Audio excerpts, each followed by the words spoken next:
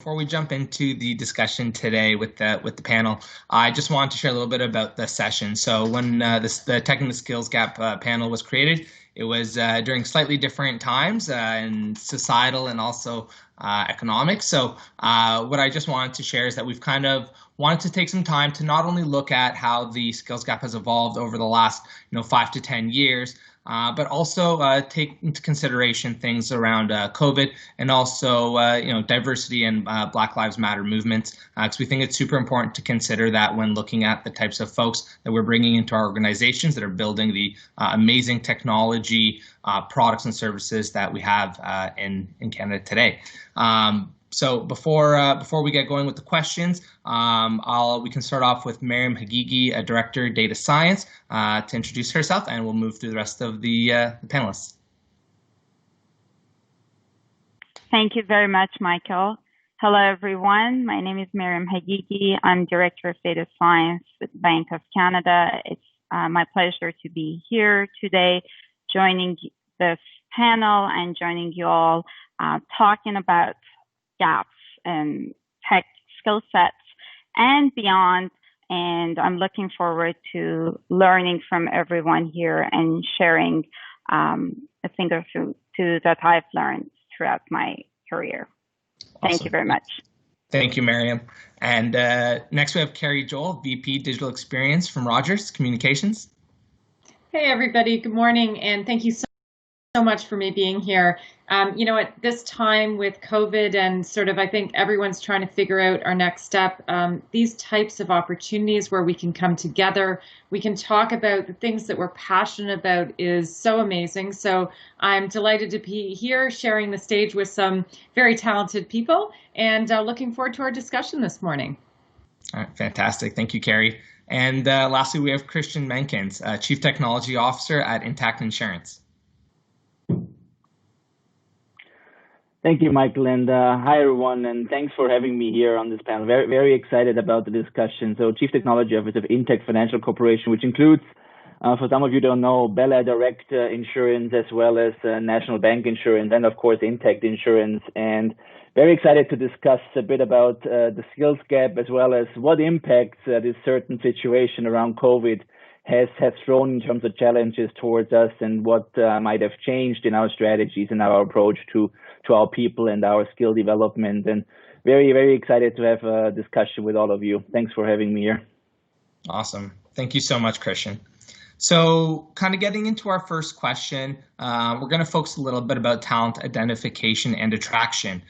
This has been a reoccurring technology challenge for leaders in Canada, really for the past decade.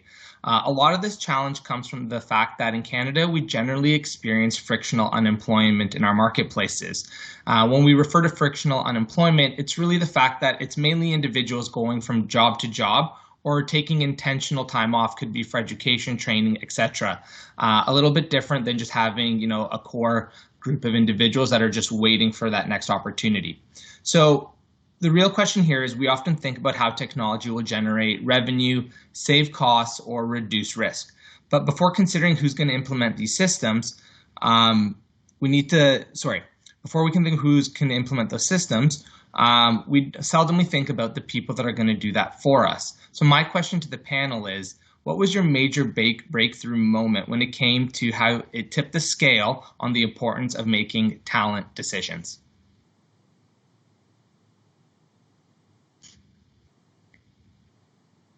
Perhaps I'll start, Michael. So as you mentioned, the question on talent is a very crucial question for all of us, for all organizations, but for anybody who is leading a team in tech and beyond. There is a saying, it's not mine, but I really like it, and it says that a leader's job is to engineer epiphanies, one conversation at a time. And I think it applies to tech as well. I give you an example. A few years ago, right now I'm in central banking for Bank of Canada, but a few years ago I was working at an organization on an international project.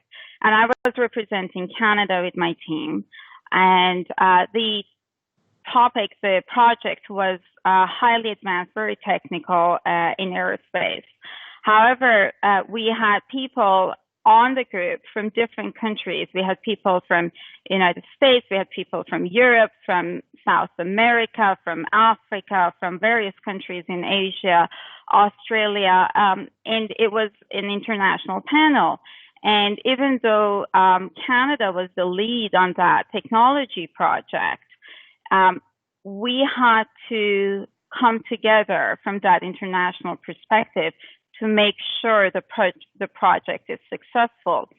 And we had amazing tech skill sets on the team, but at the end of the day, it was the communication skills that people brought to the table, that ability to connect with their counterparts in other countries using virtual, just like what we're doing now, or in person, trying to communicate with people that English is not their first language, and trying to connect in different time zones, and trying to advance the technical project, but considering all aspects from different perspectives. That was what made the project successful. And it was a moment for me to realize that even though we come from technical backgrounds, myself, I come from math and computer science background, and obviously we get excited about new programming language, a new technique, algorithms, all of those great technical capabilities that we need in our team. We still need the human aspect there as well. And that, I think, to me, should be top of the mind for everybody. Fantastic. Well, yeah, maybe I'll add to that. Maryam, I love your saying. I'm totally going to use that. That's great. It is about inspiration. And I think that, you know, for us at Rogers, you know, Rogers is actually a family-owned business. And Ted Rogers started it over 60 years ago. And, you know, I think we still have a bit of that familiar, even though we're a large organization, we still try to keep that feeling of family. And, you know, nothing is more important than in a family is the people that make it up, the differences in those people, supporting each other. I think that for me, when I look at talent and people coming, I think there's really two things that, you know, I've really taken to heart. And one is, you know, creating a dynamic environment where people can be themselves, but also have the tools that allow their creativity and their talent to come through. So one of the things that actually both companies I've been at, I've been very passionate about at my RBC before coming to Rogers, was creating an area for innovation. And so, you know, I think a lot of times we are so focused on getting that person to come and inspire us, we forget, well, what is the their work environment? If for the developers, what is their developer experience that can really lead to their success? I don't want them to have to worry about, you know, is that system response time there? Do they have the latest tools? I want all that to be at their fingertips so they do what they do best. And so I think for me, it's really understanding what are people looking for? And that's a challenge because it's always changing. You know, the rapid change in technology means the innovation environment that you create has always got to be changing and evolving. So I think that's, you know, a really big part of it. And then the second thing that, you know, I think is near and dear is, you know, mentorship. And I think that, you know, when I was, you know, more junior, I kind of looked at, you know, what do I bring? And now I realize the only thing that I really bring is a way for other teams to come together so we can work together and act as one. So, you know, I think for me, it was really understanding the importance of the developer space, if it's for a developer or a product person, their product space that they work in, and then ensuring that there is a team around so we're not doing hero work, we're doing work together. Yeah, I think that's a really good point, Carrie. I mean, I love the theme around serving down to your people. And I think that sometimes gets forgotten, and it means a lot in the world of identifying, especially attracting those people when they feel that doesn't matter where you are in the business, that you're taken care of on all aspects. So that's fantastic. Okay, thank you so much, Maryam and Kerry. Kind of moving on to my second question for the group. If identifying and attracting technical talent wasn't difficult enough, leaders within the technology sector may argue that retention is the most challenging. What do you feel is the number one challenge keeping your top employees engaged and ensuring that they feel that their current job is more of a career than just a stopover? Yeah, Michael, maybe I'd jump in here, and just to the previous question, I really enjoy hearing from you folks about how you guys take some of these skills up. And one aspect that we did at Intact is we created a program internally which we call this Future of Work, and it actually touches parts from the previous question about how do we need to rethink in terms of evaluating folks that we want to hire, as well as how do we change the way how we're keeping our folks engaged. So it touches really both points to the previous question. It's a program all the way up to our leadership, all the way up to our CEO. That is really driving, thinking about how do we need to transform in terms of engagement, how do we engage our folks, and how do we recruit, and especially around engagement. I mean, this has always been a huge topic for us, very key for our employees, and like most companies probably do, we monitor it very closely on a yearly basis and monthly basis in terms of regular surveys with our employees, having all hands calls in the whole IT organization, having roundtables with employees and managers, really to make sure to get a feel about how our teams on the ground feeling, and then really creating a yearly plan, action plan with our managers, directors, and tracking it on a monthly basis to really see that we make improvements around things that are not working for our employees, for our teams, and to really bring engagement up. And three aspects are really the ones that we most focus on in terms of making sure our folks enjoy work and have a fruitful career in our organization. The first aspect is for us really having a transparent leadership and management. For us, engagement really starts with your relationship with your manager. And if that relationship works and that manager is empowered and enabled to really have a great working relationship and a great relationship with their employees, it's going to work. And the challenge there is, of course, every person is unique. The management skill is something that needs to be trained. So we have a lot of training programs, leadership training programs in our corporate learning and development around exactly that skill. How do you manage? How do you create this relationship with your employees as a manager, and then all the way up to directors and VPs? And how do you work with your employees to create these career opportunities? So that's number one, really having a leadership and a management skill there. And then 2 and 3 are, first of all, meaningful work. So we really focus a lot about the employees to understand what is their big corporation's goal, and what is their piece in that corporation's vision. What is their meaningful work gonna be looking like? And we're honest about, we know insurance is sometimes not the most sexiest business out there.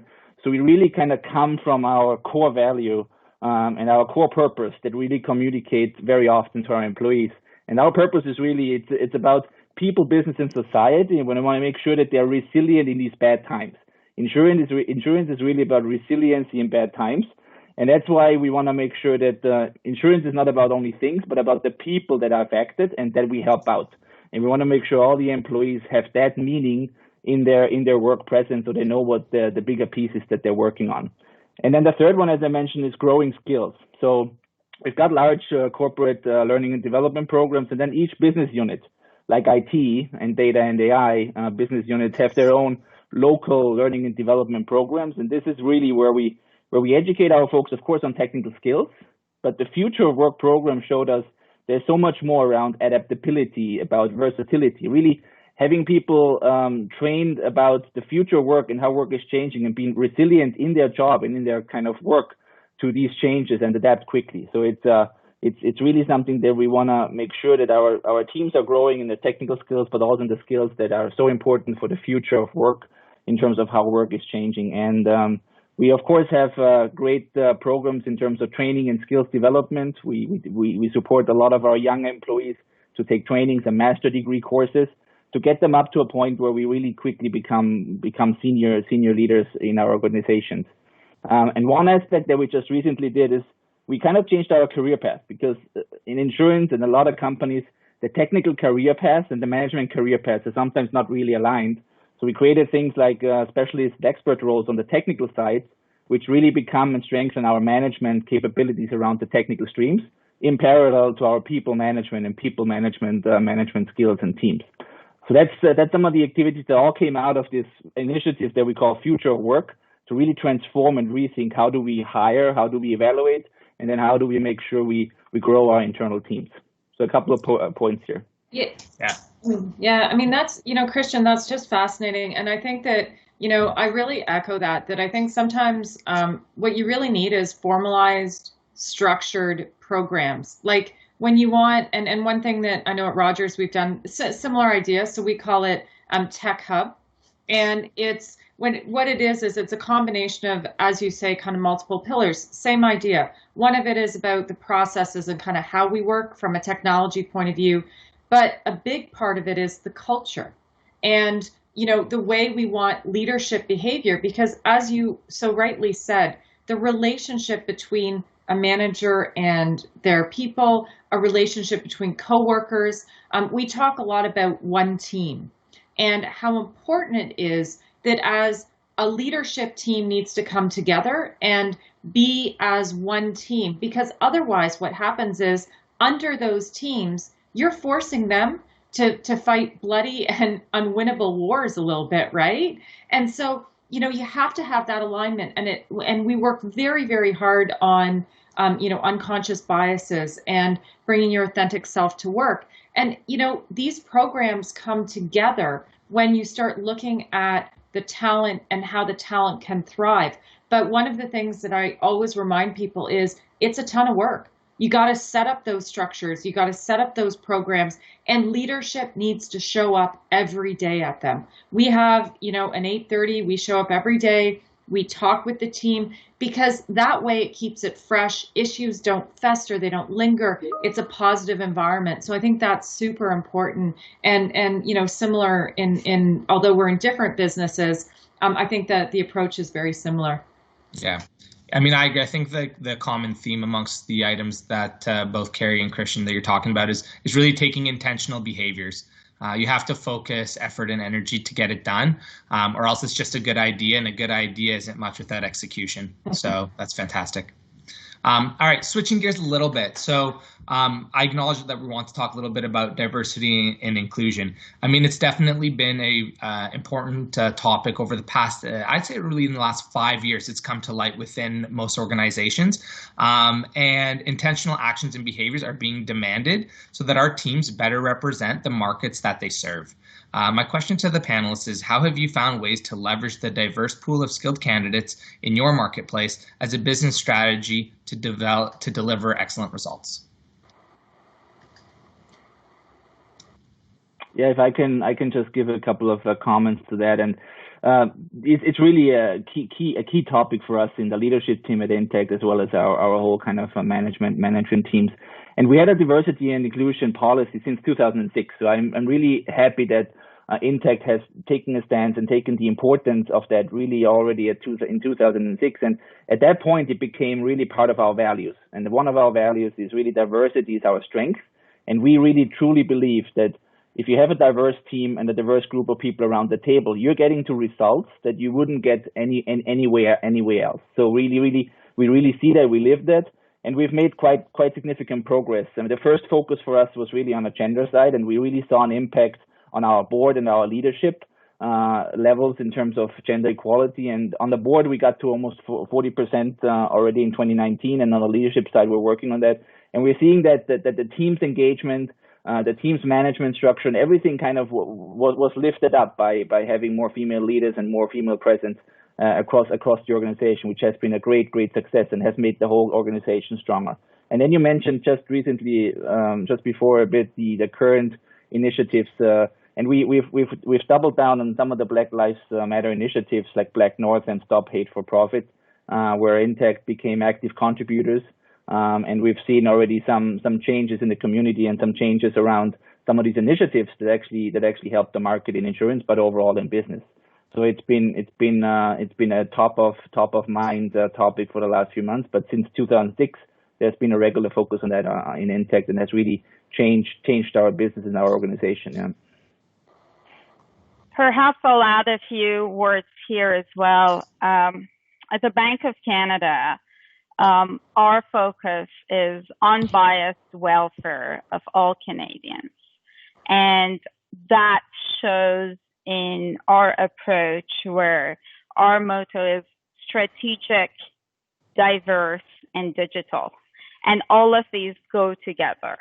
From personal perspective, for me as a woman of color, I consider this top of the mind. It has to be a principle. And at my workplace, it is a principle that we follow. And it's not just about talking about it and believing in it, but it's also about walking the talk.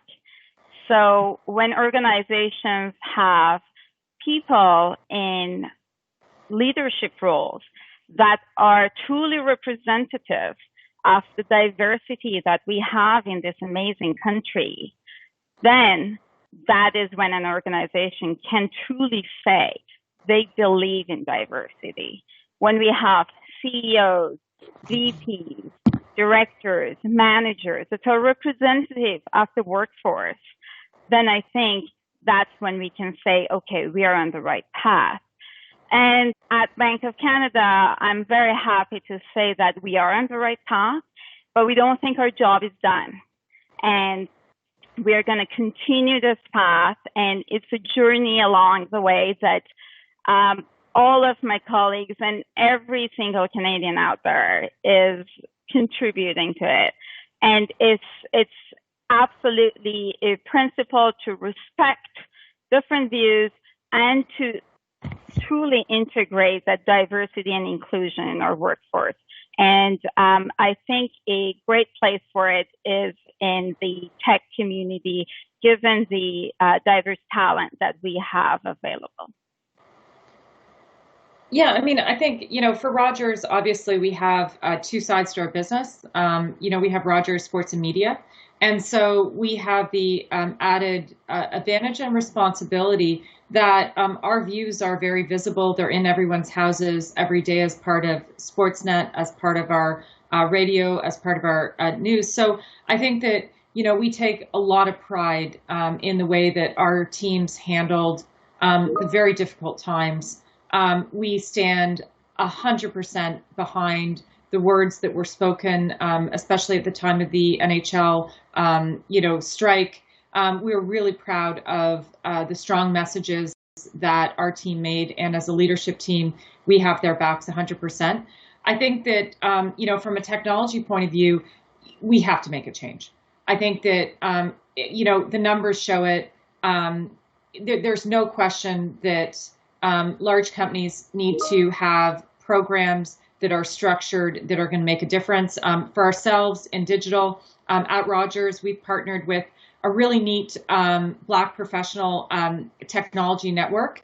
And what they help us do is they've got amazing, talented, candidates, and they help us partner, because I think that, it is important to have that diversity. And, in data science, I mean, it literally is all about insights. And to have really meaningful insights, you got to have people coming at it from different points of view and from different backgrounds. And so that you're really looking at all angles of that data and all angles of those insights. So, I know for us, we're really looking at making sure that we are walking the talk, that we have the representation that we should, and that we have everybody at Rogers is given the right opportunity. So we're really proud of the initiatives that we have. And much to Christian's point, this wasn't started 3 months ago.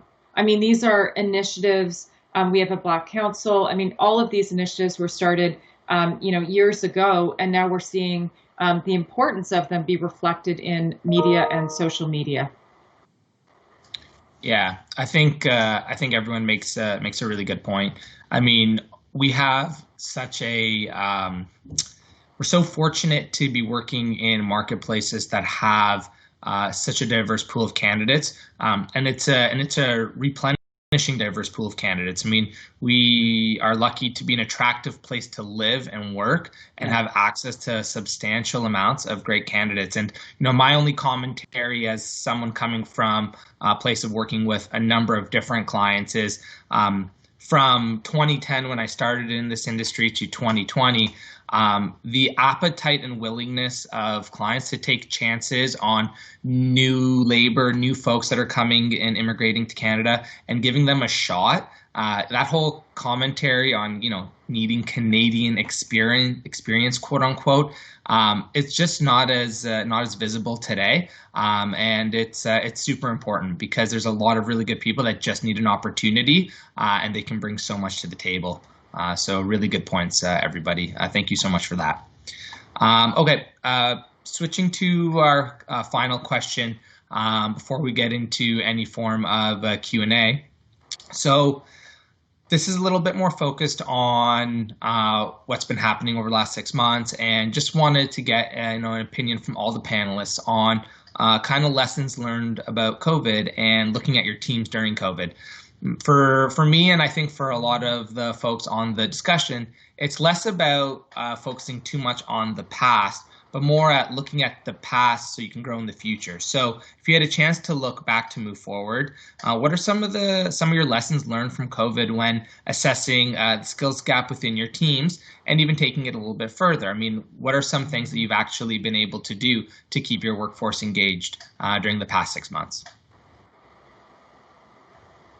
Very good question, Michael. I would say for me personally and for the team that I have the privilege to work with and lead, what has never been more difficult is to separate our personal and professional lives. And people appreciate our commitment to maintaining family life during COVID, and how we are being responsibly flexible.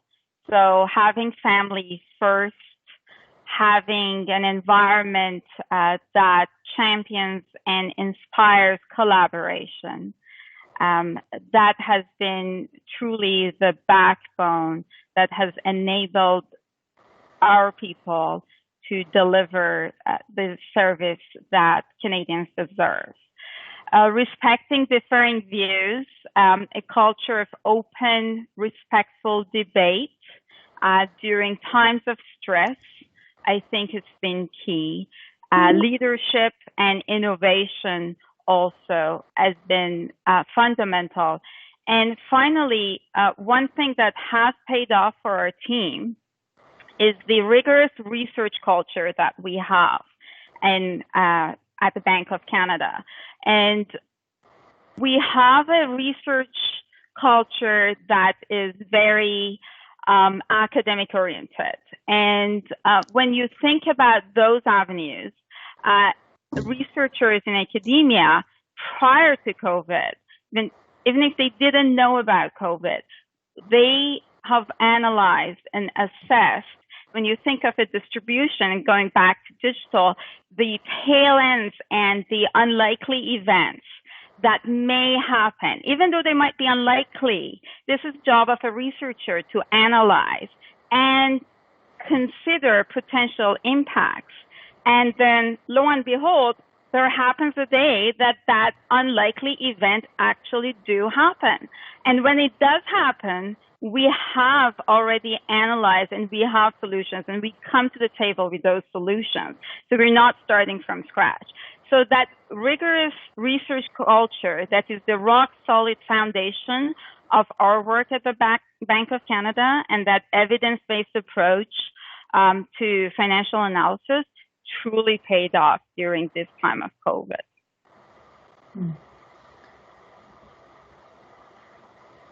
I can maybe add to that. I think that, COVID's a tough time. I mean, there's no question that such an abrupt change from routine was very difficult on people. I think that the two things that we really learned and focused on was we talk about the importance of, everyone talks about the importance of their employees and their happiness, but like at COVID, I mean, we were worried about the mental health of our employees, the way that they were able to deal with a very difficult situation. There was fear, there still is. I mean, people are getting sick. I mean, these are serious problems, and these are putting a tremendous amount of stress. So we did a lot around ensuring we had the right support for people, no judgment, right? It didn't matter. Maybe you lived in a small apartment and were feeling confined. Maybe you had young kids now and had the pressures of school-age children and childcare and trying to do your job. Maybe it was just the monotony of it. But, we tried to address all of that. And then I think the second thing was technical enablement. I mean, we've got 25,000 people that work at Rogers, and we went from all of those people working at home. And that was a big shift. We had to enable our call center so that people could work from home. And, my engineering team, we did a real quick switch, right? And all of a sudden it's like, okay, well, do we have all the tools? And it was incredible what could be done when people had to. I mean, I couldn't believe the enablement that went on, and it was just a testament to the clever and will of everyone. But I think that it was really that combination of, hey, let's make sure, do you need an office chair? Because maybe your chair isn't super comfy. To, do you have VPN access? So we're doing our work securely and safely. To mental health programs to help people get through the day. And just on a personal note, I think it was a lot of reaching out. It's easy when you're in the office and you just are walking by someone's desk, you have a chat, you're in the lunchroom, you see them in the elevator. But I think reminding ourselves that we need that human connection, that what makes us who we are is those interactions. And they're not the big, heavy, important meetings. They're just like, hey, how you doing? And really asking that question. So I think that it's brought us together closer. It's made us realize technically how much we can do. And I think that, it's really focused on our customers, because at the end of the day, we're a really core service, right? We're providing that Wi-Fi so people can do their job. Entertainment became sort of out of the home more. And so you really realize, no, we're not necessarily saving babies, but what we're doing matters. And I think that we all took a lot of pride in that. And, it still is a tough time, but, I couldn't be more proud of the team and, where we ended up with it. That's great. Yeah, maybe a few points from my side. And Maryam, I really enjoyed hearing from you the scientific approach that your team kind of took, because with Intact being in the business of managing risk and everything kind of also on a very scientific basis, we approached the whole scenario and the whole situation kind of similarly, with of course creating all kinds of scenarios that we wanted to be ready for in order to react the right way and managing that risk around the crisis. And what I've seen was tremendous. I mean, we are an organization of 16,000 people that has grown very drastically over the last 5 years, and it still sometimes feels like a small family. And I've seen how resilient and how in large numbers people in the organization step up to really get things done in such a time of crisis and in such unusual times. But I think what I see now, being in this crisis for a period of time now, we gotta watch at what speed the company is going. Because I think the speed increased, the effort, the load increased on a lot of people, and there is a bit of the risk of burning all the fuel very quickly now. Because I think the situation is going to go on much longer. We don't know what the second wave for the future is going to bring. And again, like these scenarios that our team very scientifically created, we got to be ready for making sure that maybe we slow down again. Because everybody rushed in very quickly, and we now need to see how do we manage and cope this on the long term, with just like what you guys mentioned also in terms of balancing your private life with the work and everything that the additional work is now asking from people, maybe because of extra initiatives and extra work that need to be done. The only other small aspect I want to mention is this whole crisis and situation also showed us a bit of a skills gap that we have, especially around managing remotely, leading virtually. So we are still in this learning curve right now to understand how do we do this most efficiently, using Teams, using virtual meetings with video, but really enabling a very conscious way of connecting emotionally and almost like face-to-face physically through such remote tools. There's a learning curve. We really worked with external providers to give our management teams and our people training courses around leading and working remotely and virtually, and how to get the best out of it. There is a lot of knowledge out there in the market of companies that have been working remotely since they started, which is not something that, of course, we have been doing for a long period of time. And there is a big, steep learning curve still ahead of us to make this work as efficient as maybe some other organizations. So that's one of the gaps that we identified, and we're hard working on this now. Yeah, that's great, Christian. Yeah, before I turn it over to any Q&A, I mean, from what everyone has shared, I do think, especially Maryam talking a little bit about like people's personal lives. I mean, this is new to a lot of people, and just there isn't a one-size-fits-all solution for this.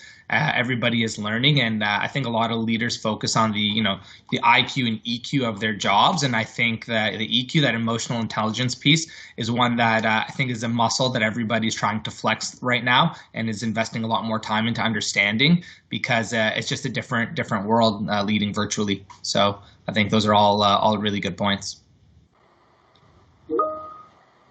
Okay, so I guess from a Q&A perspective, I'm just going through the chats here, and there was an individual who asked a question, Jalal, a little bit about how patient and strategic do we feel the industry is today, and the focus of the question was more focused around getting people with experience who he feels might think a little bit more conventionally versus creative individuals who just might not have the experience but could add a lot of value.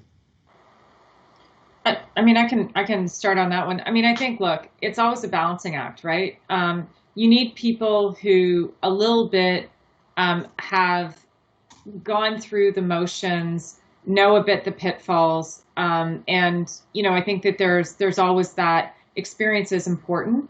But I think that especially in data and AI, the creativity and that spark and that energy is really at equal par. So, I mean, I know our teams are very, very blended. We have a great program of, students coming out of school, internships, and they work side by side with someone who might have 15 years.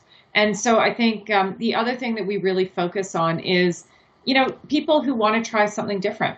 One of my personal, in my team, one of the KPIs that I give my leadership team is I want to see people move around. I want to see people try things out, and you get that blend. I think that, especially in tech, I think there is a lot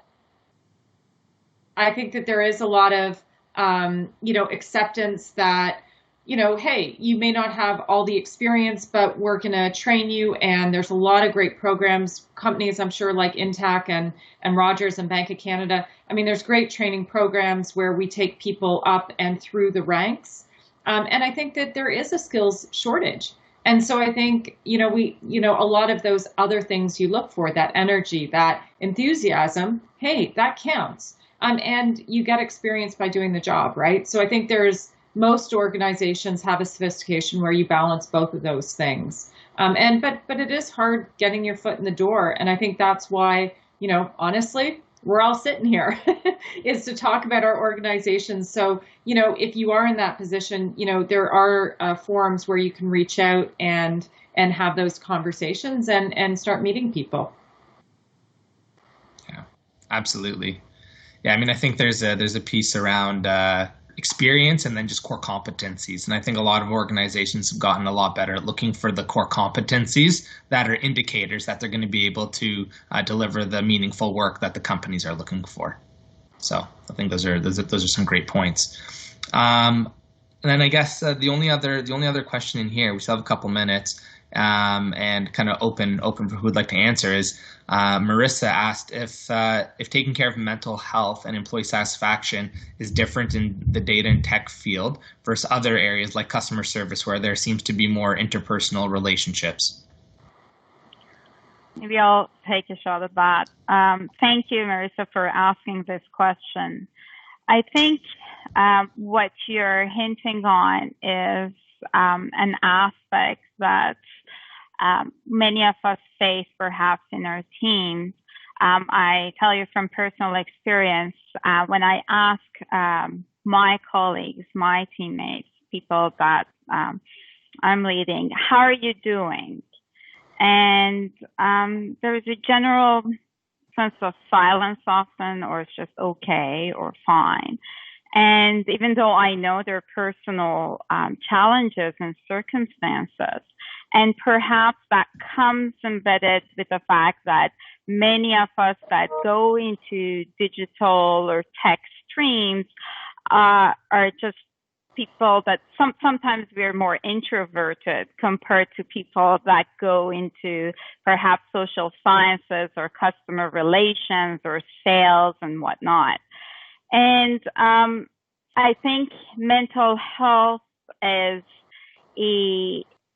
the number one aspect that we need at every workplace and every team.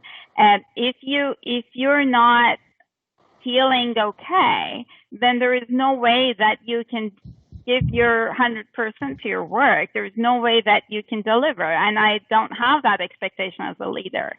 So what we try to do is have one-on-one conversations.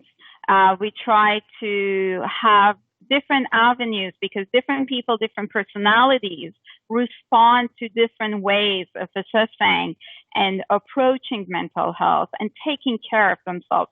So we have an entire support program coming from human resources around employee mental health. We have one-on-one with team leaders. We have social events, even if it's virtual, even if it's online. We have little chats. We have all these programs that, and you create a net, you create a safety net that people feel safe to share how they're feeling, and they can come forward and ask for help. So that's how we address it. Thank you for the question. Fantastic. I think those are all the questions that we had. So I think we're right on time here. Got our 1 minute countdown. So thank you so much, everybody, for tuning into our panel discussion. To the panelists, Carrie, Christian, Maryam, fantastic insights. Just a pleasure to be on here with you and listening to all your great commentary. Really appreciate it. Thank you very much for the opportunity. Thank you, Michael. Thank you, Carrie. Thank you, Maryam. Have a good rest of the day. Take care. Bye, everyone.